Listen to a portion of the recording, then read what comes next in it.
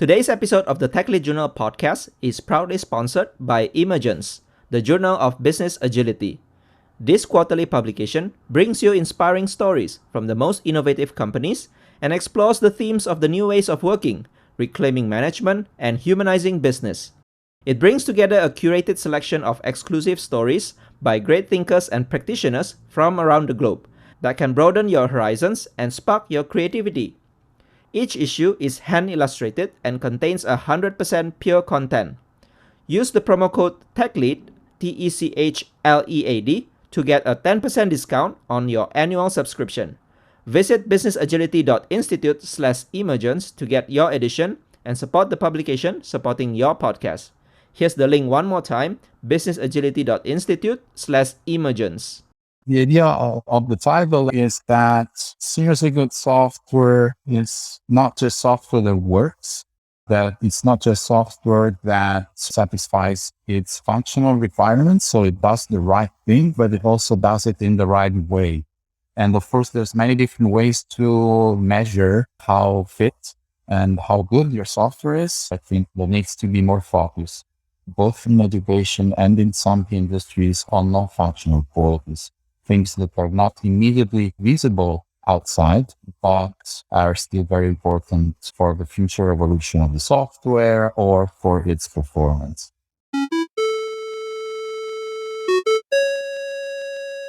Hey everyone, my name is Henry Suryawirawan, and you're listening to the Tech Lead Journal, the show where I'll be bringing you the greatest technical leaders, practitioners, and thought leaders in the industry to discuss about their journey, ideas, and practices that we all can learn and apply to build a highly performing technical team and to make an impact in your personal work. So let's dive into our journal.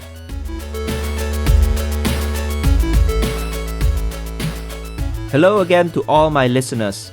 Welcome back to another episode of the Tech Lead Journal podcast. Thank you for spending your time with me today listening to this episode.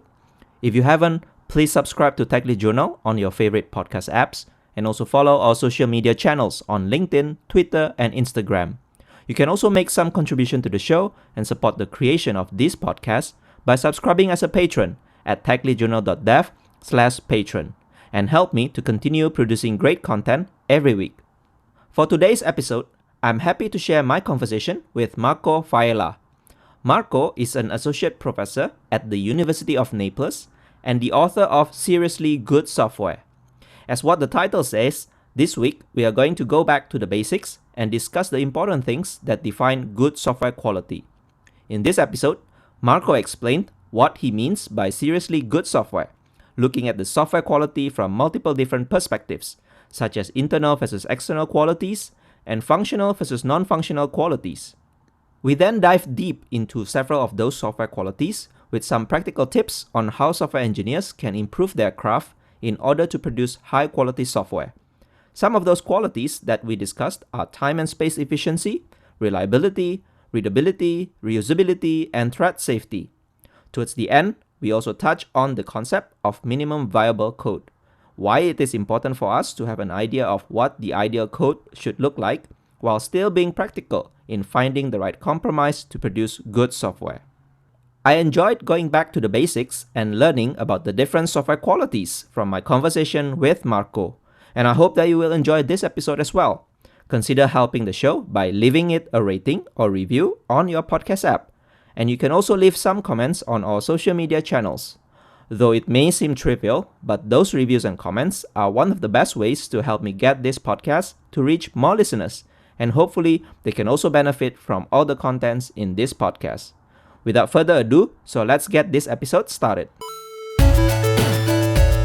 Hey everyone, welcome back to another episode of the Tech Lead Journal. So today I have with me a guest named Marco Failla. So he's an associate professor of computer science at the University of Naples in Italy. He also does a lot of research in terms of computer science. He's a passionate teacher and a programmer. He's been teaching advanced programming class for the last 13 to 15 years. And he published quite a number of books as well. So one of it is Seriously Good Software, a book published by Manning Publisher. So Marco, it's really a pleasure to have you in the show today. Looking forward to talk about all the programming stuff today. Thank you. Thank you so much for having me. So Marco, maybe in the beginning, for people who don't know you yet, could you introduce yourself, maybe telling us more about your career journey, any kind of highlights and turning points in your career? Yes. So I was born here in Italy, in southern Italy, and I did most of my studies here in University of Salerno, that's in the south of Italy. So I did my bachelor, master, and PhD there. During my PhD, I then moved to the US and spent a couple of years at the University of California, Santa Cruz, which is a great place. It's a great town. It's a great campus inside a forest. It's really beautiful. I spent 3 to 4 years there, finishing my PhD and then as a postdoc. That was really a changing experience, a really powerful experience, probably the most productive time in my career. So I had a great time there. And then I applied for a permanent position back home in Italy. So I went back home in a way and became an assistant professor at the University of Naples. That's the biggest city in southern Italy. I try to visit the US from time to time whenever I can. Obviously not this latest 2 or 3 years, but I try to visit whenever I can. And then I was promoted as an associate professor a couple of years ago. That's pretty much my career. Topic-wise, my research is actually in theoretical computer science. So I live a double life, academically speaking, because my research is theoretical, but on the other hand, the university asks me to teach practical programming topics. But on the other hand, I really like it. I really like both worlds, both the theory world and the practical programming world. So I really enjoy teaching advanced programming for 15 years and also a variety of different types of programming classes, like teaching low-level programming, C programming, and low-level operating system, Unix system code programming, and also some software engineering classes. So a broad spectrum of programming topics. From this variety of topics, I came up with the book idea, with the series with the software idea. Thanks for sharing your journey. So one thing I noticed is that you spend most of your life in the education industry, right? So becoming a professor, doing a lot of research, and also teaching a lot of students. So one thing that I always have in mind personally is that in this modern era of software engineering, what is actually the role of education in your point of view? Because there are a lot of mixed opinions about this. Some people say you don't actually need computer science to be a software engineer. But there are also people saying that, okay, you need some fundamentals that you can learn only through studies. So what's your view on this, being in the academic for quite a while? So, of course, my view is going to be quite biased because my whole journey has been in academia as an educator. So I'm practically bound to think that education is really important. And I do think that. I'm aware of the discussion, and I also believe that there's many exceptions, many cases where smart people have done great things without completing their education or perhaps even without any formal education. I think that's even rarer, that's even less likely, but of course it can happen. On the other hand, I think that the regular formal education path is just the safest and most likely way to get into the business and into the industry and progress into the industry and start with the right footings. To start with the good foundation is the best way to thrive in the industry and to be flexible and ready to adapt to new and changing technologies. So in this sense, for example, a lot of people also saying the education curriculum, the things that we are taught in the university, for example, are probably not so much relevant in the modern days where a lot of startups are thriving and they use a lot of cool technologies, modern technologies. And somehow I think the curriculum for some universities probably do not catch up with that. So in your view, what has changed in the last few years in academics? Can we now rely on university to produce a good quality software engineer? That's a tough question, and I don't have the full picture. I can talk about my own experience, and of course, that's somewhat limited and perhaps limited to a special place or a particular place in Europe. So, in my area, I think we do a pretty good job of teaching a good mixture of foundational and practical up-to-date topics. For example, we are in touch with local companies, with local IT companies. We send our students so we have agreements with local companies. Our bachelor students spend a couple of months at the end of their degree. They spend a couple of months inside working there. So we are in touch with their supervisors and we talk with them about their requirements, what technologies they use. And of course, we don't go all the way to teach specific frameworks because we think that's not our job. But we try to design a path, an educational path that goes in the right direction. So, for instance, with the right programming languages, up to date with modern versions of those languages and modern constructs. For example, I usually pick Java. So I will update the repo to include the recent directions that Java is taking, like more functional stuff or the stream library, more concurrency. We introduced Android as a relatively newer operating system and ecosystem and stuff like that. So since you have been a professor for quite a while, do you have any message for those students who are still studying, maybe they're undergrad or maybe they're postgrad? What message do you want to tell them to make use their time during the university? Perhaps I'd like to tell them to try to enjoy their time there during their education, to endure and try to enjoy even the more theoretical or the stuff that looks not immediately applicable, because I think at least most of it is still going to be useful. At the very least, to think more clearly, to develop abstraction, your feeling for abstraction and structure, even topics like physics and math, even if they're not directly related to your future programming or software engineering job, they still help putting you into the right framework, into the right mindset. So let's move on to your book itself, which is titled Seriously Good Software. The term seriously here, I think must mean something, right? So maybe you can tell us a little bit more. What do you mean by seriously good software?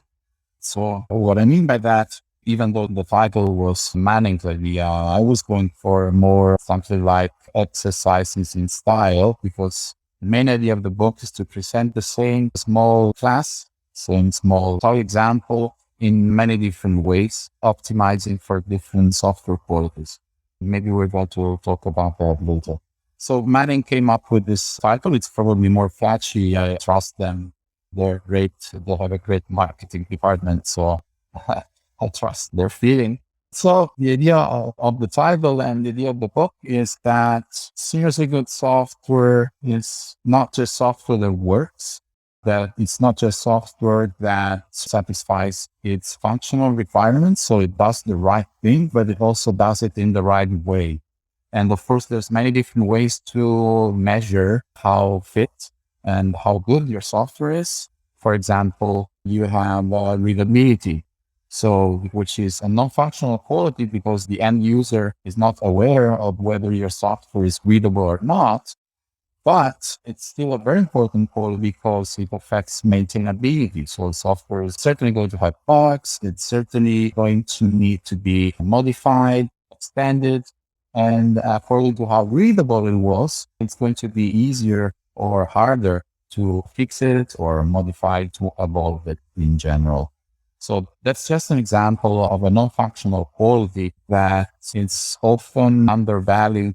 So at least, once again, from my educational point of view, we mostly focus on functional qualities in education, but I think there needs to be more focus, both in education and in some industries, on non-functional qualities, things that are not immediately visible outside, but are still very important for the future evolution of the software or for its performance.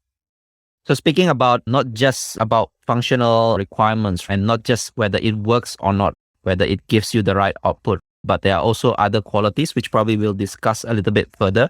But obviously, there are so many software engineers, or maybe not just software engineers, sometimes because of the demand from either like the business people or from the company to just produce software as fast as possible. What do you think we can do maybe as a profession or as a software engineer, what we should do in terms of personal situation if we are about to write this kind of software? how should we convey the message that actually the things that matters is not just about whether it's working or not based on an input and output? I think you can approach the problem at different levels. For example, if you're a junior programmer, so then maybe you don't have the power to fight. So you're just given a deadline and you have to do your best and you cannot move the deadline. You probably cannot even argue for different objectives, different requirements.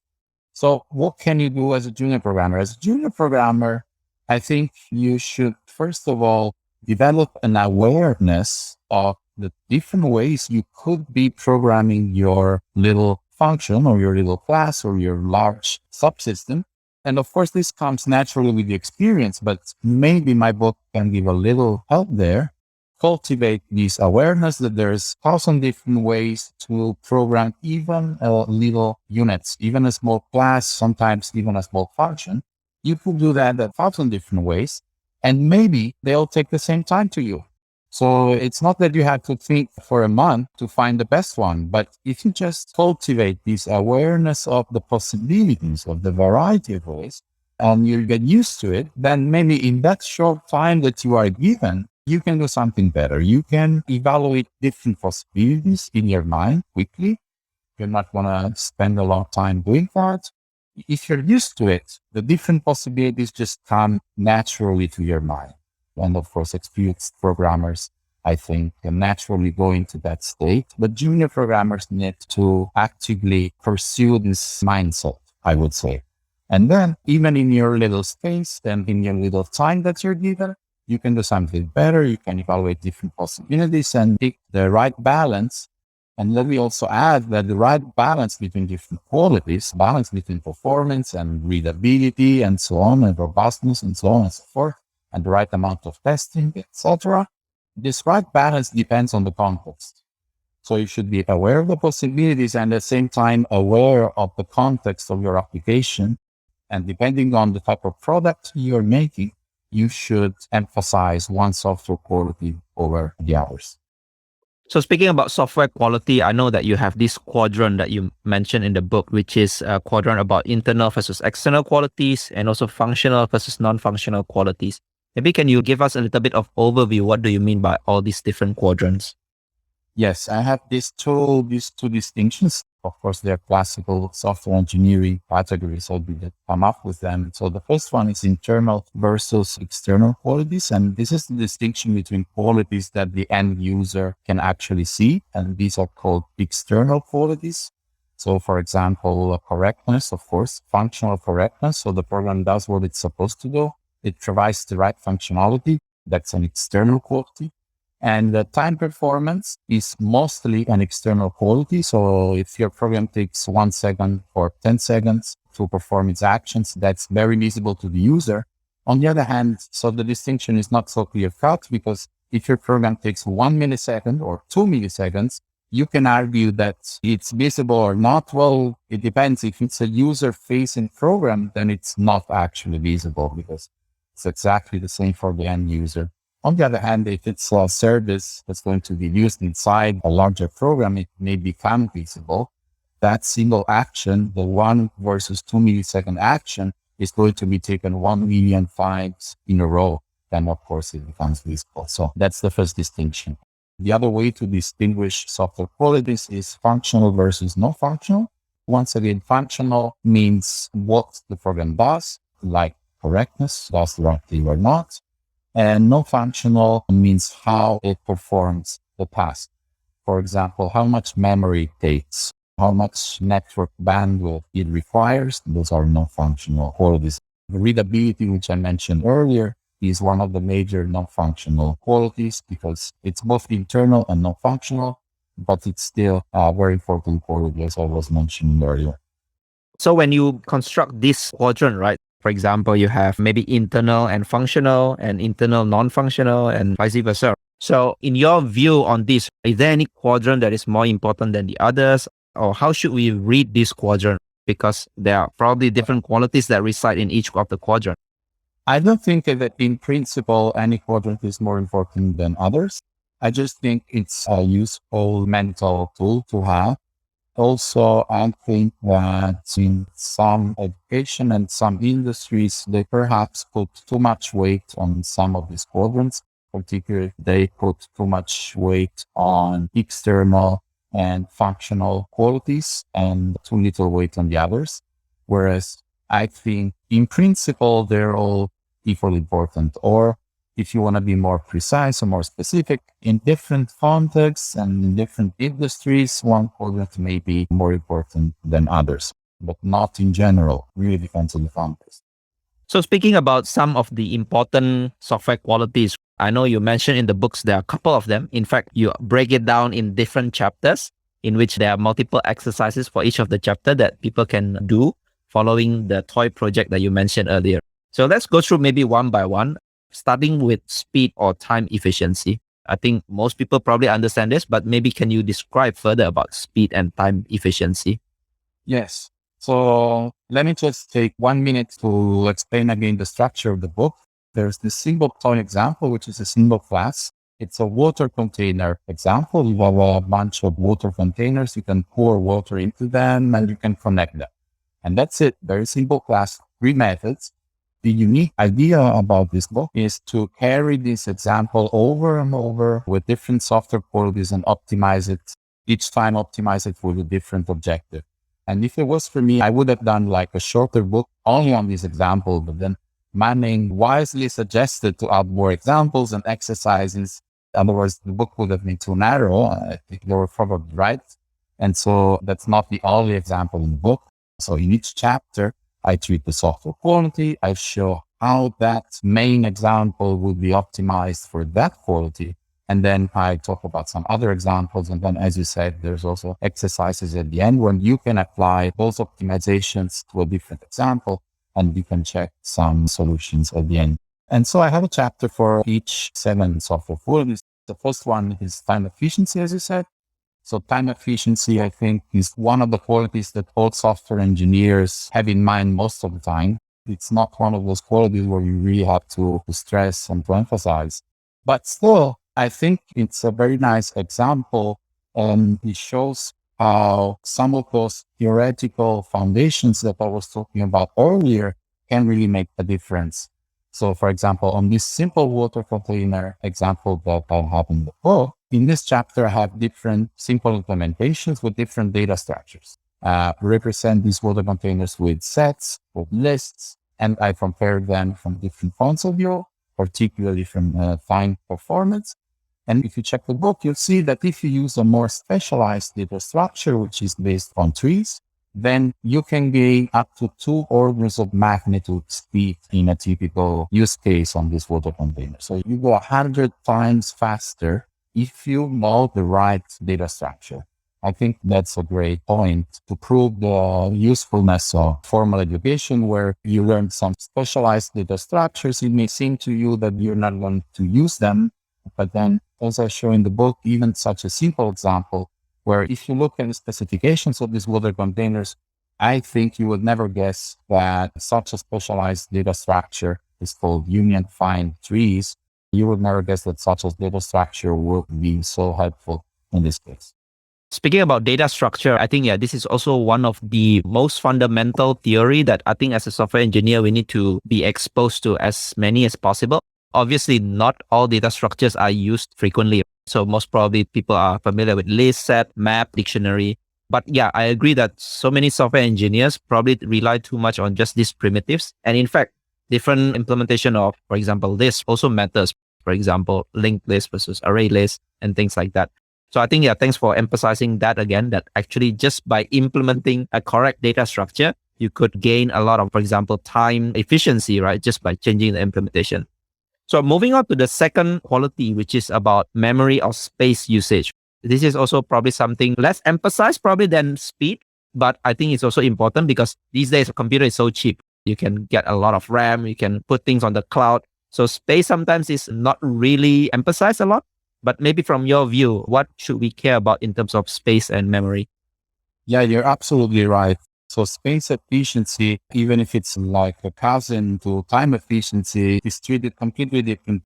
time efficiency is always on your mind as a developer, whereas space efficiency is really like a secondary or perhaps sometimes almost considered irrelevant. And of course, as you say, we have a lot of cheap memory these days, both RAM and cheap persistent memory. So of course, it's correct to give it less weight in general. On the other hand, basically there's two kinds of situations where you want to check your space requirements, your space occupancy. They are quite obvious, which is when you have a lot of data or when you have a little memory. And of course, there's still applications where you have little memory. For example, to the extreme, those would be embedded microcontrollers. So embedded microcontrollers are everywhere. There's tens or hundreds of them in your car. There's tons of them in your toaster and microwave and so on and so forth. This hardware still has maybe 4 kilobytes of memory. So if you're going to program for that, you really have to pay attention to your memory requirements. At the other end of the spectrum, you have plenty of applications with a lot of data. Let me mention one such field that I'm more or less familiar with, which is not data analytics, as you may be thinking. It's video games. So video games have always had a lot of data. So it's a very competitive market. And the big titles, the so-called AAA, they really try to push the graphics to the limit. And one way to push the graphics to the limit is to have a lot of data, a lot of textures, a lot of assets, as they're called. You have to squeeze all that information in your disk and then in your RAM and in your graphic units. So that's another big industry where memory requirements are a big thing, are quite important. Interesting that you mentioned about video games, because a lot of people actually think video games, all these data, they somehow do not see the importance of it. But actually, as a video game developers, actually all you need to do is really optimize all these regarding space, regarding memory, and also bandwidth, especially if you play online games, because you don't want a jitter or lag in between your actions. So again, thanks for highlighting that. Moving on to the third quality, you mentioned about reliability through monitoring. So actually, this is something that not so straightforward for me. Maybe can you explain a little bit about that? Yes, so I have 2 chapters on reliability. I think those are very important qualities. It's so important that I decided to split it into 2 flavors. The second one, which maybe we'll talk about later, is just testing. And that, of course, is very familiar to every one of your listeners. The other flavor, which is perhaps less familiar, is what I call reliability through monitoring. And what I mean is it's kind of related to defensive programming. And it's also related to the well-known design by contract methodology. So let me briefly recall what I'm talking about here. The idea is to start with the explicit contracts for your methods. The whole book is focused on small units of code. So that's why I usually talk about a single class or even a single method. But then most of these notions can be generalized to larger architectures.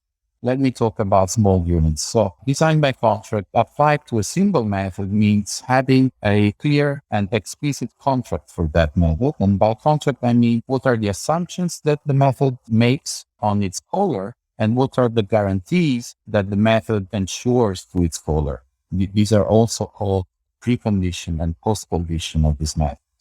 In the Java world, this is well established.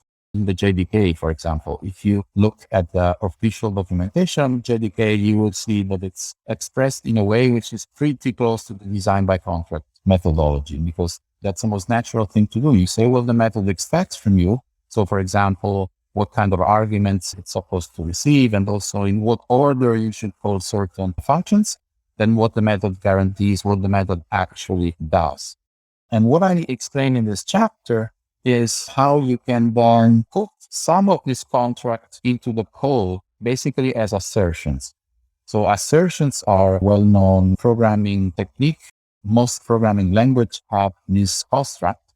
It's very similar to if then else, but with an additional ability that you can turn all these checks on or off at runtime. That's what an assertion is. If something bad happens, then raise this exception, but in such a way that the runtime you can choose whether to check these conditions during execution or not. The idea is that you should put all kinds of assertions in your program. So once again, it all depends on the context. This applies especially to safety critical software where you really, really care about reliability. So in addition to testing, it's not an alternative technique. In addition to testing, you add these assertions at the beginning of each method. And if you really want to push it, you can also add checks at the end of a method to check that the method actually did what it's supposed to do. That's the most extreme measure you can take. So you put all these assertions in, and then during development, you leave these assertions on. And then once you have a good feeling that the program is correct or a few bugs are left, then you turn off these assertions because they're going to cost time and space, and you don't want that in production. So you turn them off. But they're still there. They're still there in the code. So as soon as your customer finds a new bug, you can turn them on, or you can instruct your customer to turn these assertions on. And these assertions will give you a more precise feedback on what kind of bug it was, on whether some of your code is violating the precondition of one of your functions, and so on. A lot of people also actually approach this in a different ways. Maybe it's related to the second quality of reliability that you mentioned is through testing, right? So all these inputs and outputs, some other people probably put that as a test case instead of inside the method itself, which is what you call assertion inside the method. So what's your take about this? Which approach that you think is maybe more relevant in one context over the other? I think they complement each other. So the idea of testing is to actively submit inputs to your program to see whether it reacts according to specification. Monitoring, on the other hand, is just enriching your program with periodic checks. Okay, so they're really complementary to each other. One is active testing, the other one is passive. That's why I call it monitoring, because it's like adding a monitor on top of your program, and it's not separate. Unfortunately, it's mixed. It's mixed in with your program. It's the addition of these assertions in your code. But ideally, it would be like an added monitor that looks at your program while it's running and passively checks some conditions. So one is an active process. Testing is an active process, whereas monitoring and assertions are a passive observation kind of process. So they complement each other. So the ideal would be to have both. Thanks for clarifying that. So there's another thing that you mentioned inside the design by contract, which is the characteristics of invariance. Can you maybe explain what is invariant for people who want to design their method properly? Yes. So earlier I was talking about precondition and post-conditions. That's the contract for the method. And then if you look above one method and you look at the whole class, most of the time you can identify some properties that the class objects should always have. So some properties of the data fields of your class that should always be true. If you can identify such a property, that's called an invariance. It means something that doesn't change, or at least it's not supposed to change. So it's something that your assertions can monitor. They can check that this condition is all true. For example, that an integer field should never be negative. So in Java, you don't have an unsigned integer type. Integers can always be negative, but very often your integer field should never be negative. That's a very simple invariant. So you can check this invariant before and after each method. If you really want to implement more hard monitoring or complete monitoring, you can check that before and after each method, that field is always non-negative. As soon as it gets negative, you will basically know who is the culprit, where the bug is, because the first assertion will raise an exception and you will know where the bug is. So moving on to reliability through testing. So testing is also a big topic in software engineering these days. And in fact, there are approaches like test-driven development, quality engineers, quality assurance. Anything that you want to emphasize here in terms of reliability through testing? I don't have much to add because I know it's a very big topic. As you said, there's big discussions. And one extreme, you have test-driven development, and then there's some skepticism, especially in recent years. Maybe this has gone too far. The emphasis on testing is perhaps too much.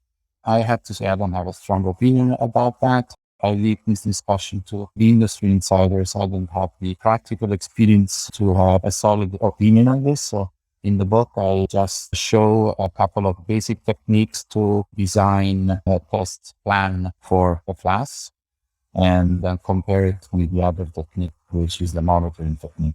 To be honest, of course, it's a 200-page book. And as you said, testing is a big topic, but time performance is at least as big a topic. So all of the topics that I'm talking about in the book are very large and they have an extensive literature. And so in every chapter, I had to do a very strict selection of a few interesting topics from each of these areas.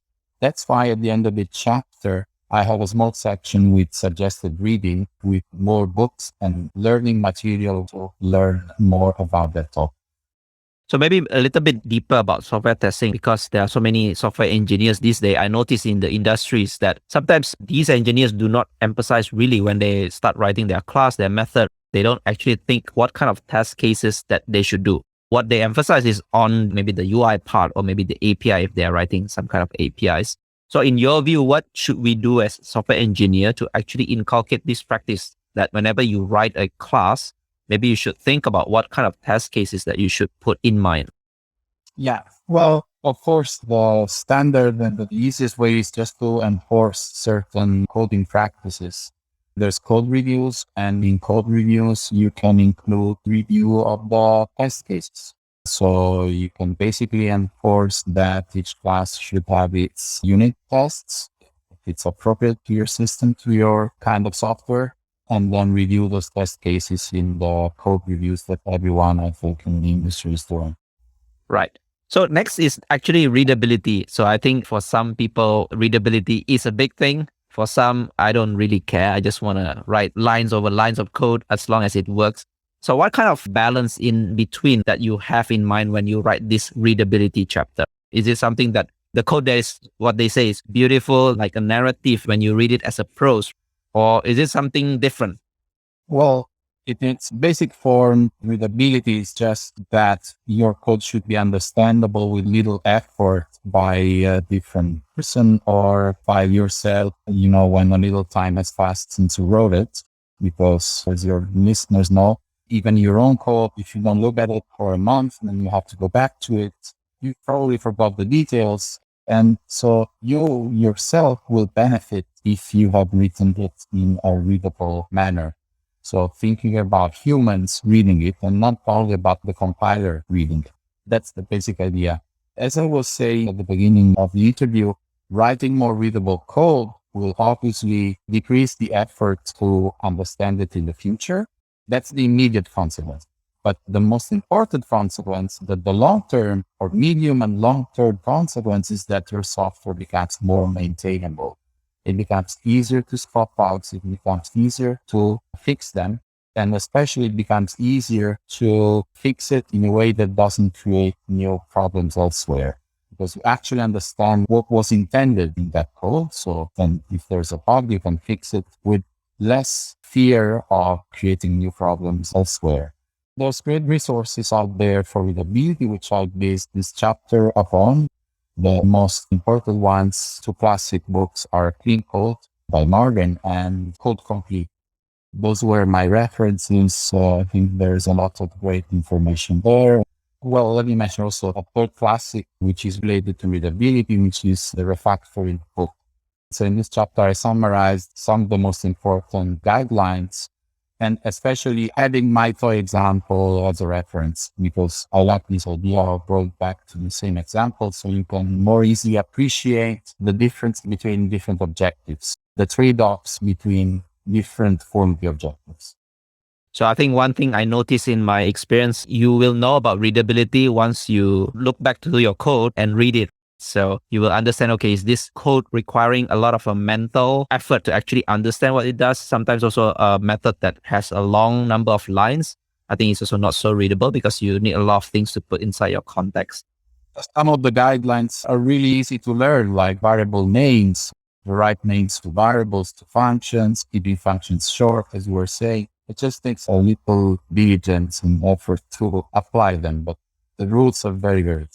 And I must add that maybe expertise of using the IDEs, because some of these IDEs actually allow you to do some kind of shortcut where you can change your code instantly. So related maybe to readability is the reusability concept, in a sense that you want your software, your function, your method to be reusable. But I understand as well there are balance here. Like you probably don't want everything to be reusable. Otherwise, maybe your software becomes too complicated. So what's your view on this reusability? Yes. So reusability used to be a big selling point for object-oriented languages when they came out. But these days, it's a lot less emphasized. I think it probably was overemphasized at the beginning because, as you said, there's a cost hidden to make your code more general. It becomes more complex, more abstract, and probably less efficient and less readable, but you get that single benefit of it being usable. As you were saying, you really have to find the right balance. So I think in general, you want most of your code to be application specific, not reusable. You're going to have a few reusable parts, and most of the code is going to be ad hoc and custom and not reusable. And this is also connected to the issue of frameworks. So frameworks that are everywhere tend to be very general, like a framework like Spring. Those big frameworks, they are like the best part of reusability. They manage to give general services. They're very successful. So they must have done something. Pick the right amount of reusability and make it into a useful general framework. But on the other hand, if you rely too much on these frameworks, or if you try to have all your code too general, you'll end up with a code base that's too abstract and probably less optimized, of course. Probably the last quality that we are going to go through here is about thread safety. I think this is also one source of sometimes flakiness or race condition in some of the bugs that are popular. Whenever in your career, you find software that sometimes works, sometimes doesn't work. Probably it's related to thread safety. So what's your view on this? What should engineer be mindful about whenever they write software about thread safety? Yes. The first suggestion I make in the book that I think can be interesting to your listeners is to establish a clear concurrency policy for your class. Once again, I like to talk about small units of code because that's easier to explain, to understand. You should generalize to larger systems, but take a single class. If you know that your class is going to be used concurrently by different threads, so even before rushing to put in mutexes and synchronization primitives here and there, you should first establish a clear concurrency policy. And what's a concurrency policy? It's a rule which says which operation on this class can be performed in parallel with no synchronization because they affect different data, and which operations instead need to be serialized, so need to be synchronized because they may affect the same data. So think about this for a second. For some classes, it's going to be obvious because objects will be unrelated. So everything that you do on different objects can go in parallel, and everything you do on the same object must be serialized. That's a very common case. But in other cases, including the apparently simple Wouter container example, objects can be connected with each other. They can form like a graph. They have pointers to each other. And then the situation becomes a lot more complicated. You really have to think about your concurrency policy. And only then you can check whether the concurrency policy that you are aiming at is actually implementable and how to implement it and so on and so forth. This, of course, is for those unfortunate cases where you are programming at low level and you actually have to worry about synchronization and thread safety yourself. On the other hand, a much more general suggestion is to avoid all these problems. Just use higher level concurrency primitives that your language or your framework is going to offer. So first of all, you should try to avoid all that mess from all that synchronization mess and race condition risks, and just use what's built in your language or in your frameworks. For example, in Java, you have thread safe collections. So those collections take care of synchronization. You don't have to worry about that. Above that, in Java, you have parallel streams since Java 8. So parallel streams are higher level kind of collections where you can perform, for example, with a single call. In the standard library, you have parallel sorting algorithm on the list. So you don't have to code anything, just run this parallel sort. So in other words, know your standard library, know your framework, and try to stay as high as possible in the abstraction so that all these problems have been taken care for you and have been tested, and you run a lot more fewer risks in this way. There's also another convention about this, which I read in some books as well, which is related to immutability concept.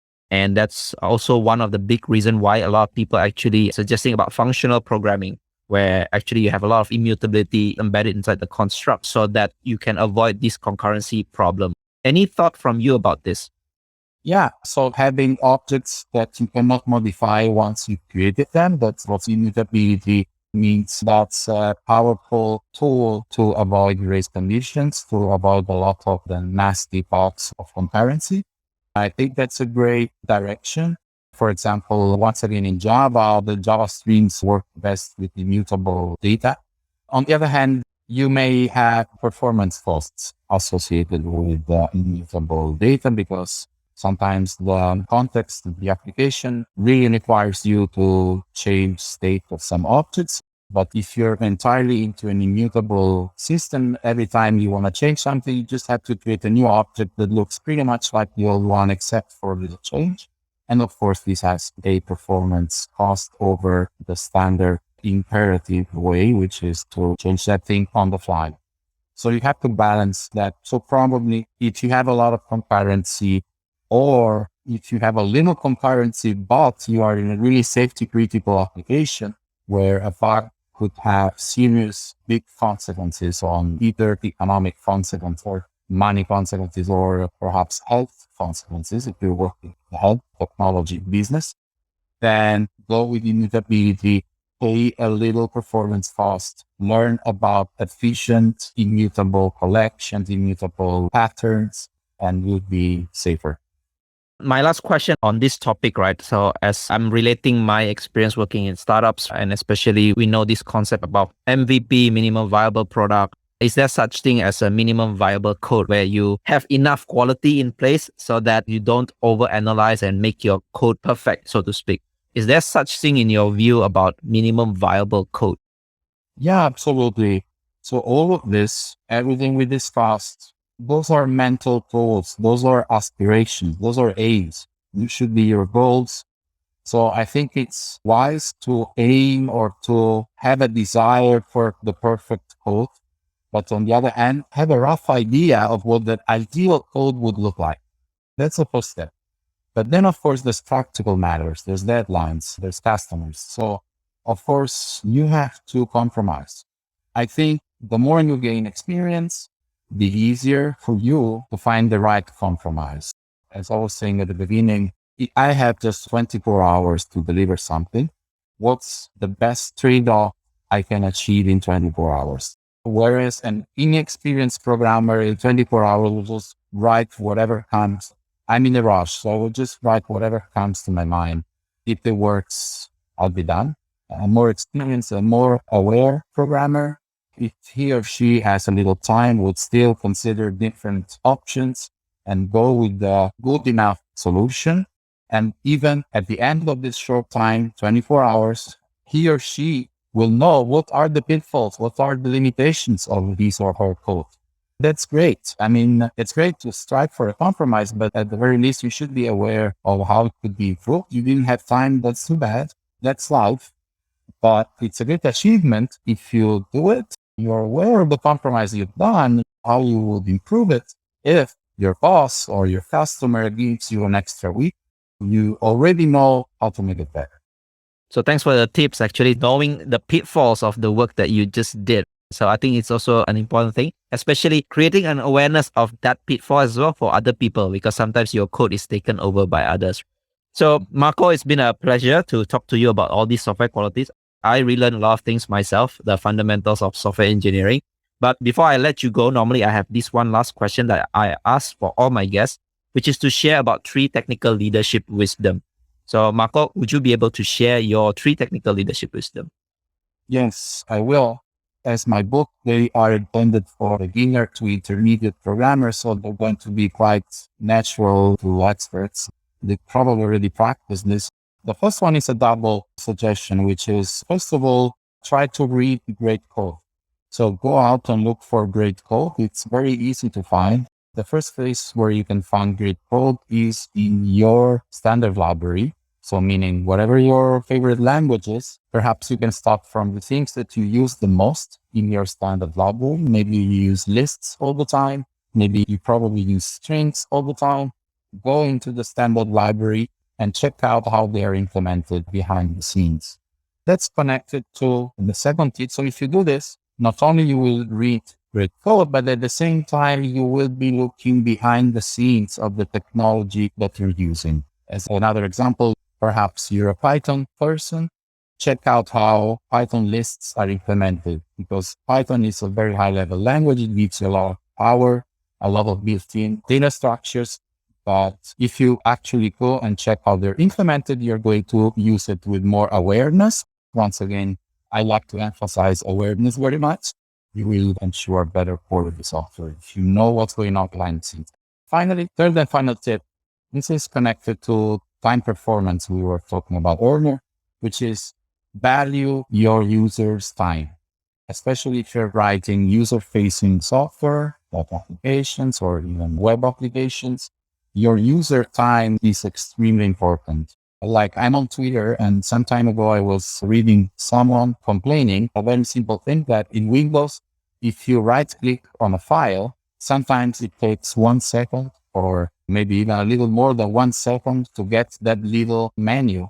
And I think he was absolutely right. It's crazy. It's a little delayed, right? People would say it's just a second. I totally disagree with this. It's absolutely right to complain that on 8-core, 4 gigahertz machine with 16 gigabytes of RAM, a human user should wait 1 second to get that menu. Perhaps things have improved since then. I don't want to be unfair to Windows, but I witnessed this myself a couple of times. So really value your user time, which means pay attention to time performance. Wow. Yeah. So I could relate to that. So thanks for reminding us about valuing our users' time, because sometimes software engineers, we just rush finishing the requirements. That's it.